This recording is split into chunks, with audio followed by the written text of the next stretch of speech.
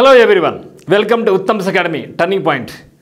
మరి ఈ వీడియో మనం కరెంట్ పాలిటీలో భాగంగా కాన్స్టిట్యూషనల్ బాడీస్ రాజ్యాంగబద్ధ సంస్థలు ఏమున్నాయి, బట్ ఎగ్జాంపుల్స్ ఏమున్నాయి, బట్ ప్రజెంట్ హెడ్స్ ఎవరున్నారు అంటే చైర్పర్సన్స్ కావచ్చు, హెడ్ కావచ్చు, చైర్మన్స్ కావచ్చు, ఎవరెవరు ఉన్నారు, ఇవన్నీ కూడా మనం ఇక్కడ చూడబోతున్నాం.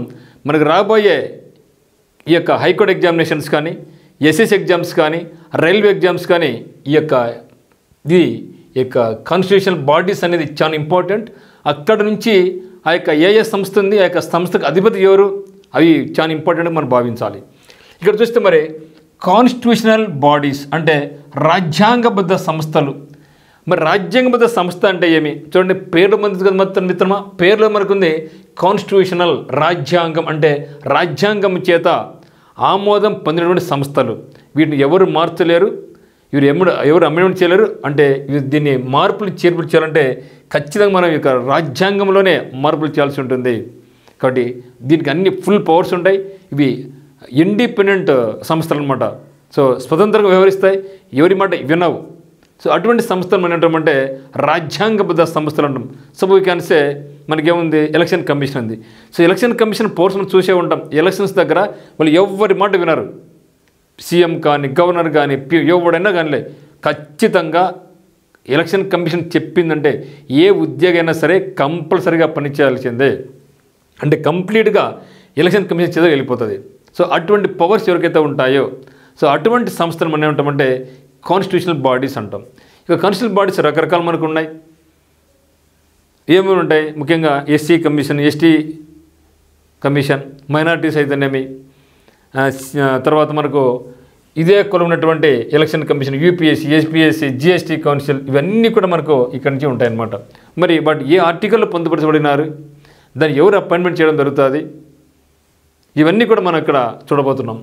ఒకసారి చూస్తే ఇక్కడ constitutional body is an institution or an authority that derives its powers, duties and responsibilities from the constitution of India. So వీటి యొక్క అధికారులు అయితేనేమి, బాధ్యతలు అయితేనేమి, ఓకే, ఇక రెస్పాన్సిబిలిటీస్ అయితేనేమి, ఇవన్నీ కూడా ఎక్కడి నుంచి వచ్చినాయంటే వీళ్ళకు రాజ్యాంగం కల్పించబడింది అనమాట ఈ యొక్క సంస్థలకు. మరి కాన్స్టిట్యూషనల్ బాడీస్ ఆర్ ఇండిపెండెంట్, ఇవి స్వతంత్రంగానే ఉంటాయి. Okay, functionally independent when performing their duties. So వాళ్ళకి డ్యూటీస్ చేసినప్పుడు వాళ్ళు ఎవరి మాట వినరు, వాళ్ళు స్వతంత్రంగా నిర్ణయాలు తీసుకోవచ్చు, ఎవరికి భయపడిన అవసరమేమీ లేదనమాట. మరి constitutional bodies have strict powers and functions. So వీటికి పవర్స్ స్ట్రిక్ట్గా ఉంటాయి, ఫంక్షన్స్ స్ట్రిక్ట్గా ఉంటుంది. That cannot be changed without a constitution amendments. So ఈ యొక్క సంస్థలకు లేదా యొక్క వీటిని మనం ఏమైనా చేంజ్ చేయాలనుకుంటే, ఒక డ్యూటీస్ కానీ కొన్ని చేంజ్ చేయాలనుకుంటే అది ఒక రాజ్యాంగం యొక్క సవరణ ద్వారా మాత్రమే చేయాల్సి ఉంటుంది. సో అటువంటి పవర్స్ ఎవరికైతే ఉంటాయో వాటి మనం రాజ్యాంగబద్ధ సంస్థలు లేదా కాన్స్టిట్యూషనల్ బాడీస్ అనడం జరుగుతుందన్నమాట. మరి ఇక కాన్స్టిట్యూషనల్ బాడీస్ మనకి ఏమున్నాయంటే ముఖ్యంగా EC, election commission. So full powers ఉంటే మనం చూస్తూ ఉంటాం. ఎలక్షన్ జరిగినప్పుడు ఎంత పవర్స్ ఉంటాయంటే అంత పవర్స్ ఉంటాయి ఎలక్షన్ కమిషన్కు. సో అందులో మొట్టమొదటి మనకి ఎలక్షన్ కమిషన్, తర్వాత UPSC, so union public service commission. అందుకనే ఇప్పటికీ కూడా చాలామందికి యూనియన్ పబ్లిక్ సర్వీస్ కమిషన్ మీద చాలా నమ్మకం ఉంటుంది. సో అక్కడ ప్రిపేర్ అవుతున్నారంటే పారదర్శకంగా ఇక్కడ మనకు జాబ్స్ వస్తాయి, ఎటువంటి లోటుపాట్లు ఉండవు అని వాటి మీద మంచి నమ్మకం అయితే ఉంది. అటువంటి సంస్థ ఏదంటే మనకు UPS, union public service commission. తర్వాత ఎస్పీఎస్సీస్, స్టేట్ పబ్లిక్ సర్వీస్ కమిషన్స్. మరి ఇవైతే మాత్రం కంపేర్ టు యూపీఎస్సీ, ఎస్పీఎస్సీ అయితే మాత్రం స్టేట్లు అవి సరిగ్గా పెర్ఫామ్ చేయలేకపోతున్నాయి. ఇక్కడ కంప్లీట్గా రాజకీయాలు ఇన్వాల్వ్ ఉన్నాయన్నమాట. కానీ ఇక్కడ కూడా దాని యొక్క చైర్మన్కు చాలా పవర్స్ ఉంటాయి. స్టేట్ పబ్లిక్ సర్వీస్ కమిషన్ కూడా ఏమిది, కాన్స్టిట్యూషనల్ బాడీనే. ఓకే, ఎఫ్సిఐ, ఇక్కడ ఎఫ్సీ అంటే ఫుడ్ కార్పొరేషన్ ఆఫ్ ఇండియా కాదండి, ఇక్కడ ఎఫ్సీ అంటే ఫినాన్స్ కమిషన్ ఆఫ్ ఇండియా అనమాట.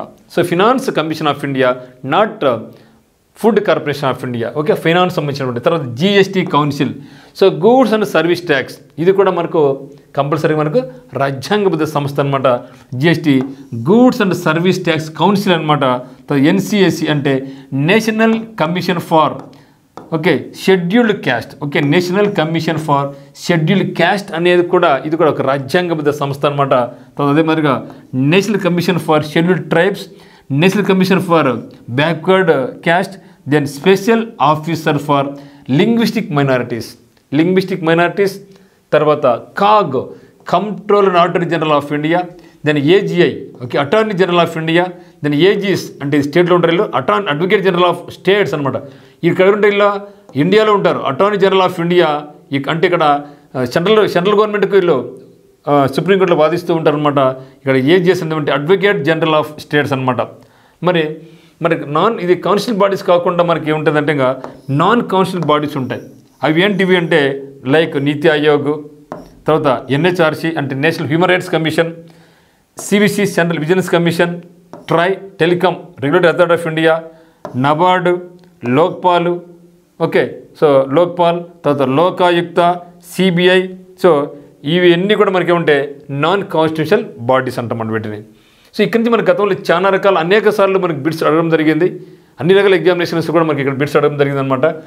మరి చూసినట్టు ఇక్కడ కౌన్సిల్ బాడీ పేరుంది, ఆర్టికల్ ఎక్కడుంది, టెన్యూర్ ఎన్ని సంవత్సరాలు, అపాయింటెడ్ ఎవరు అపాయింట్మెంట్ చేస్తారు, ఇది కూడా చాలా ఇంపార్టెంట్. మరి చూస్తే అందులో మొట్టమొదటి election commission of India article 324లో ఎలక్షన్ కమిషన్ ఆఫ్ ఇండియా ఉంది. అంటే రాజ్యాంగంలోని ఆర్టికల్ 124లో ఎలక్షన్ కమిషన్ ఆఫ్ ఇండియా గురించి చెప్పబడింది అనమాట. దీని టెన్యూర్ ఎంత అంటే ఇక ఎలక్షన్ కమిషన్ నియమించబడిన వ్యక్తి 6 సంవత్సరాల పాటు లేదా 65 ఏళ్ళు వచ్చే వరకు, ఏది ముందే అయితే అది. సో 6 ఏళ్ళు ఉండొచ్చు, లేకుంటే 65 ఏళ్ళ వరకు.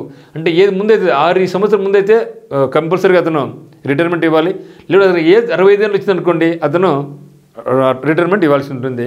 ఈయన ఎవరు అపాయింట్మెంట్ చేస్తారంటే president, and recommendation of the prime minister. వీళ్ళకంటే ఇంకా చాలా రూల్స్ ఉంటాయి అనమాట. ఎలక్షన్ కమిషన్ ఆఫ్ ఇండియా అంటే నాట్ ఓన్లీ ప్రైమ్ మినిస్టర్, అక్కడ చాలా రూల్స్ ఉంటాయి. అవన్నీ కూడా తప్పని తర్వాత మనం సపరేట్గా ఎలక్షన్ కమిషన్ ఆఫ్ ఇండియా గురించి చూసుకుంటాం అక్కడ మనం. తర్వాత UPSC union public service commission article 315 నుంచి ఆర్టికల్ 323 వరకు ఉంటాయి. ఇది కూడా సేమ్ 6 సంవత్సరాలు లేదా 65 ఏళ్ళు వచ్చే వరకు. So appointed by president of India. తర్వాత ఎస్పీఎస్సీ అంటే స్టేట్ పబ్లిక్ సర్వీస్ కమిషన్స్ అనమాట. ఇది కూడా సేమ్ యూపీఎస్సీ ఎక్కడైతే ఉందో అక్కడ కూడా ఇదే ఉంది. రెండు కూడా సేమ్ ఆర్టికల్స్. సో 315 to 323 వరకు ఏది యూపీఎస్సీ అయితేనేమి, ఎస్పీఎస్సీ అయితేనేమి అంటే union public service commission of India, అదే మాదిరిగా state public service commission of India. ఈ రెండు కూడా మనకు రాజ్యాంగంలోని ఆర్టికల్ 315 నుంచి 323 వరకు ఉందన్నమాట. ఇది కూడా సేమ్ 6 సంవత్సరాలు లేదా 65 ఏళ్ళు వచ్చే వరకు. దీన్ని ఎవరు నియమిస్తారంటే గవర్నర్ అనమాట. ఎందుకంటే స్టేట్ పబ్లిక్ సర్వీస్ కమిషన్ కాబట్టి మనకు గవర్నర్ ఉంటాడు. ఇక్కడ యూనియన్ పబ్లిక్ సర్వీస్ కాబట్టి అక్కడ మనకు ప్రెసిడెంట్ ఉంటారు. సో కాబట్టి ఈ 3 ఎలక్షన్ కమిషన్ ఆఫ్ ఇండియా అయితేనేమి, యూపీఎస్సీసీ అయితేనేమి, ఎస్పీఎస్సీ అయితేనేమి కంపల్సరీ వీళ్ళకు 6 సంవత్సరాలు లేదా 65 ఏళ్ళు వచ్చే వరకు ముగ్గురు, వీళ్ళిద్దరిలో ప్రెసిడెంట్, స్టేట్ పిఎస్సీలు అయితే మాత్రం governor of that concern state అనమాట. తర్వాత ఫినాన్స్ కార్పొరేషన్ ఆఫ్ ఇండియా వచ్చేసి ఆర్టికల్ 380లో దీని గురించి వివరించిందనమాట. ఇక్కడ దీనికి టెన్యూర్ గురించి అయితే మాత్రం ఎటువంటి స్పెసిఫికేషన్ లేదనమాట. So appointed by president. తర్వాత జిఎస్టీ కౌన్సిల్ వచ్చేసి ఆర్టికల్ 279A అనమాట. నాట్ స్పెసిఫైడ్, ఇక్కడ కూడా లేదు. తర్వాత ఎన్సిఎస్సి అంటే national commission for scheduled caste. So ఇది ఆర్టికల్ 338. సో టెన్యూర్ వచ్చేసి 3 years మాత్రం ఉంటుంది. So appointed by president. తర్వాత ఎన్సిఎస్టీ అంటే national commission for scheduled tribes అనమాట. ఇది వచ్చేసి ఆర్టికల్ 338A. అంటే ఎస్సీ ఏమో 338, ఎస్టీ ఏమో 338A. సో టెన్యూర్ వచ్చేసి 3 years. తర్వాత NCBC national commission for backward caste, okay, ఇది వచ్చేసి 338B అనమాట. తర్వాత సిఎల్ఎం సో మైనారిటీస్ అనమాట.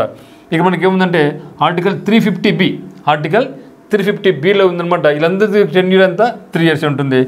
CAG controller and auditor general of India article 148 నుంచి 151 వరకు కంప్లీట్గా controller and auditor general of India యొక్క విధులు అన్నీ కూడా అక్కడ ఉంటాయి. ఈయన కూడా ఎంతంటే 6 years లేదా 65 years వచ్చేంత వరకు. అంటే సిఏజీ ఇక్కడ మన సిఏజీ గురించి యాడ్ చేసుకొస్తాం. సిఏజీ కూడా ఇదే కేటగిరీలో మనకు ఉంటుంది అనమాట. Controller and auditor general of India. దాని ఏజీఐస్ అటార్నీ జనరల్ ఆఫ్ ఇండియా వచ్చేసి మనకు ఆర్టికల్ 76, 88, 105లో ఉంది. మరి ఈయన యొక్క టెన్యూర్ గురించి అయితే మనకు కాన్స్టిట్యూషన్లో మనకేం చెప్పబడలేదు. So appointment made by president only. అయితే ఏజీస్ అంటే చెప్పిన మనం. సో ఏజీఐ అంటే ఏమి అటార్నీ జనరల్ ఆఫ్ ఇండియా. ఇది వచ్చేసి ఏమి advocate general of India, advocate general of that states అనమాట. స్టేట్స్ కాబట్టి మనకి ఎవరుంటే అపాయింటెడ్ బై గవర్నర్స్ అనమాట. ఓకే, సో ఏజీస్ ఏముందంటే మనకు ఆర్టికల్ 165, 177, 194. సో ఇక్కడ ఏజీఐస్కి 3 ఉన్నాయి, 76, 88, 105. మరి ఏజెస్కి ఎట్లుందంటే 165, 177, 194 ఉన్నాయి. వీళ్ళకు టెన్యూర్ గురించి అయితే మాత్రం ఏమీ చెప్పలేదన్నమాట. మరి చూస్తే ఈ యొక్క ఏజీలు కానీ ఏజీఐ కానీ ఏజీస్ కానీ మనకు అక్కడ కాన్స్టిట్యూషన్ ఆఫ్ ఇండియాలో మనకు వాళ్ళకి టెన్యూర్ గురించి ఏమీ చెప్పలేదు. అయితే చూస్తే మనకు జిఎస్టీ కౌన్సిల్ అనేది మనకు 101వ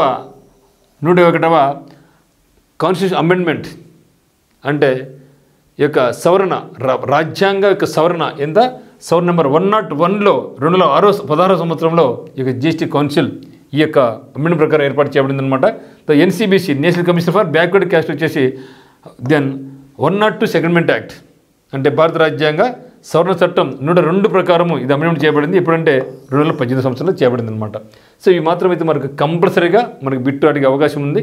మరి మనం వీటితో పాటుగా ఈ యొక్క ఈసీఐ కానీ యూపీఎస్సీ కానీ ఎస్పీఎస్సీలు కానీ ఎఫ్సీఐ కానీ ఎన్సీఎస్సీ ఎన్సీఎస్టీ అంటే వీటికి ఎవరైతే హెడ్లు అయితే ఉంటారో ఈ యొక్క కమిషన్ హెడ్ అయితే ఉంటారో కంపల్సరీగా కరెంట్ వాళ్ళు ఎవరున్నారు, ప్రజెంట్ ఎవరున్నారు, వీటిని మనం కంపల్సరీ మనము నేర్చుకోవాల్సి ఉంటుంది. సో మరి చూస్తే ఇక్కడ అదే మాదిరిగా నీతి ఆయోగ్ హెడ్ ఎవరున్నారు అంటే నాన్ కాన్స్టిట్యూషనల్ బాడీలో కూడా ఇవి నేర్చుకోవాలి.